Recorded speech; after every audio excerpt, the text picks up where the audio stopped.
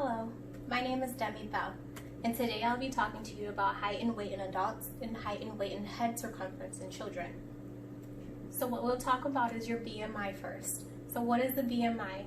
It's your body mass index, and it's measured by your body fat based on your height and weight. So let's see how we'll calculate it. To calculate your BMI, let's say you weigh 150 pounds. You'll do 150 pounds times 703. That is 105,450. Say you are 5'5". You'll do 5 times 12, because there's 12 inches in each foot, plus 5. That equals 65. 65 times 65, you have to times your height twice. That equals 4,225. So you can also do your BMI and weight in kilograms, and then times your height in meters times 2. So let's find out your BMI. Whatever you weigh, go ahead and times that by 703. You'll take that amount, put that to the side. Next, you'll take your height. So if you're 5'5", you'll do 5 times 12, which is 60, and then you'll plus 5, which is 65. Save your number for a later slide. We're going to find out more about your BMI. It's quiz time. Let's see if you have a better understanding and a good knowledge of how to calculate a BMI. Sally weighs 200 pounds. Now I did forget to put it in the slide, but Sally is also 6 feet and 2 inches. She weighs 200 pounds and she's 6 feet 2 inches. Make sure when you get that number that you round to the nearest whole number, and that's the number you'll work with when calculating your BMI. Show your work. So let's see how we got that answer. Sally weighs 200 pounds.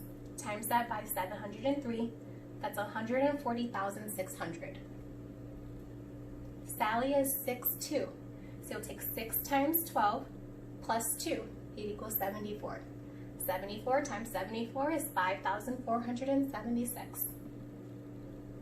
It equals that crazy number of 225.675675 all the way down the line. But remember, you gotta round up to the nearest highest whole number. So 25.675 is really 26. So Sally's BMI would be 26. Next, what we're going to do is talk about the male and female pediatric growth chart.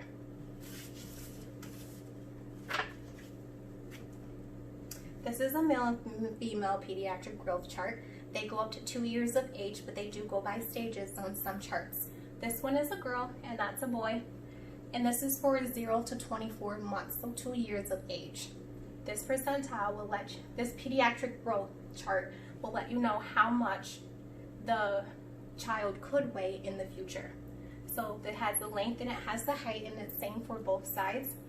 There's also a picture of this growth chart in our purple book on page 986.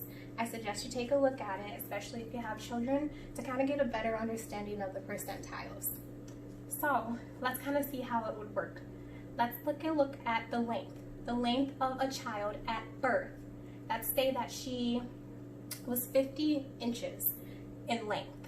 What you'll do, you'll take that number and you'll travel it all the way up to the opposite side. So you'll say at 24 months, what would my child that was 50 inches long, what could we predict that what could we predict that the length would be at 2 years of age? So you take that and you go all the way up, and we see that she will be about 35 and a half inches. 60 centimeters. And that's what we could predict that the child would be in 24 months. That's the same with the weight, and that's the same with male and female.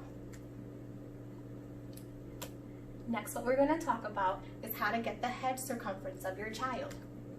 There are a couple of things that you must remember in order to get an accurate head circumference. You must obtain measuring tape that does not stretch. Securely wrap the tape around the child's head on the widest circumference of the head. Next, you'll want to start at 0.1 centimeters and wrap that all the way around the child's head. I'll show you how it works. I have have a friend, my child, his name is Barney. I've had Barney for a very long time, since birth, and this is the only child I could obtain for this presentation. So excuse us, but you'll be realistic when you're measuring your own child's hand. Now, a little tip that I've learned is that you want to hold the measuring tape in your right hand instead of in your left. That way, when you bring it around on the opposite side, it'll show you the exact number. If you start on your left side, you're going to get inches on the opposite side, and that's not what we want.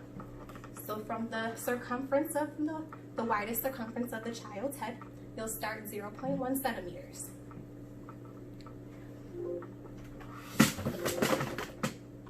Bring it all the way around your child's head. And without stretching the tape, I see that Barney's head circumference is 28 centimeters long. What you'll want to do is take that measurement 3 times to make sure it's an accurate number.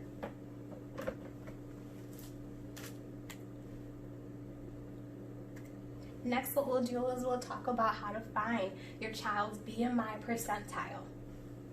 So what we do, this is for a girl, this is from 0 to 2 years of age. On the left-hand side, we have the weight. On the bottom, we have the year. So let's say little Sally weighs 5 pounds, and she's 1 month old. We'll go for 5 and 1, and we'll travel that all the way up until 2 years. We'll see that Sally is in the 97th percentile.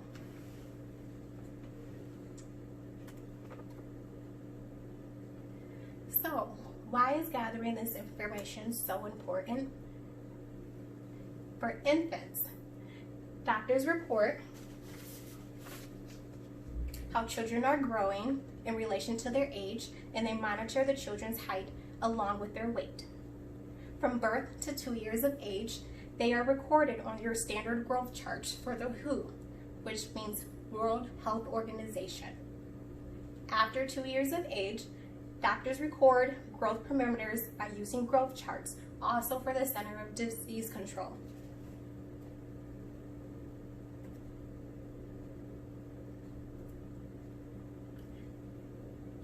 And then why is gathering this information so important for adults?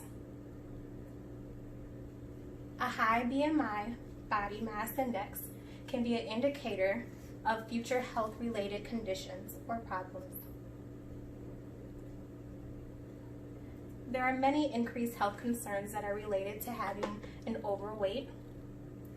So you can have high blood pressure, type 2 diabetes, coronary artery disease, sleep apnea, and even breathing problems. The picture on the right, it also discussed a lot of the extra problems that you can have with the negative effects of having obesity. I kind of didn't want to put this picture on the slide, but it really gave you a full understanding of how being overweight can lead to some of these problems, like bone problems and lower life expectancy, even joint problems. But on here, they also have low self-esteem, depression, and social discrimination. You can have some of those negative effects without having obesity. So you'll just have to take this and whatever pertains to you. But this was also a good picture to get a full idea of what all the negative effects can have on obesity.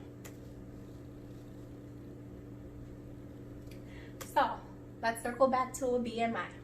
What is a high BMI? According to the CDC, Center for Disease Control, a BMI 18.5 and below, that means you're underweight. 18.5 to 24.9 means you're healthy. 25.0 to 29.9 means you're overweight, and anything 30.0 or above is considered obese.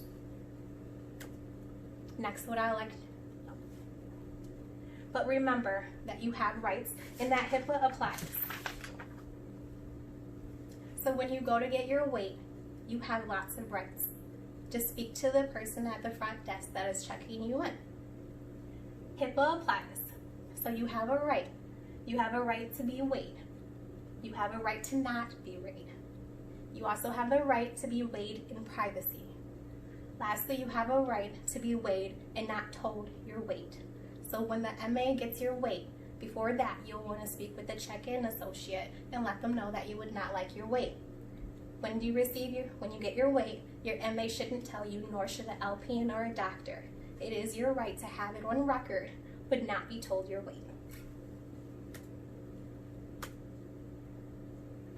Alright, so next I would like to talk about some fun facts. Alright, and because they're all women, they might not be fun, but they are facts. Okay, so at the same BMI, women tend to have more body fat than men. At the same BMI, blacks have a less body fat than whites, but Asians have more body fat than whites. So next I want to kind of talk to you about the behavior risk factor for the behavior risk factor surveillance system. A lot of people haven't heard of this, but I want to say it again so that you can clearly understand me. It's called the behavior risk factor surveillance system. And I wanted to read a couple of facts about it because I found that this system is very interesting. The behavior risk factor surveillance system is the nation's premier system of health-related phone surveys. They were established in 1984, and they only started with 15 states. Now to date, they are in all 50 states and along with the District of Columbia and 3 U.S. territories. They also survey over 400,000 American interviews each year. So that surveillance system that surveys 400,000 Americans each year. In 2018, Michigan was marked 19th in all of the states as the most obese, ranking at 33% of our Michiganders, 19th place. In 2018, Mississippi ranked first place. They had a whopping 39.5% of their population that was obese, and they ranked number 1. That means their state population had a little over 2.99 million Americans.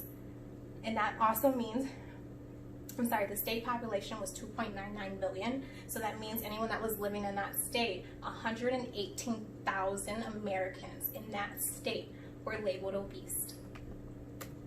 Fun facts. This is still the same survey as the 18%, but this just shows you it was from Michigan.gov, and that in 2018, we had 33% of our Michiganders that were overweight. These are my references. I hope you learned a lot about your BMI, how to obtain your child's head circumference, and the importance of having a low BMI. Thank you.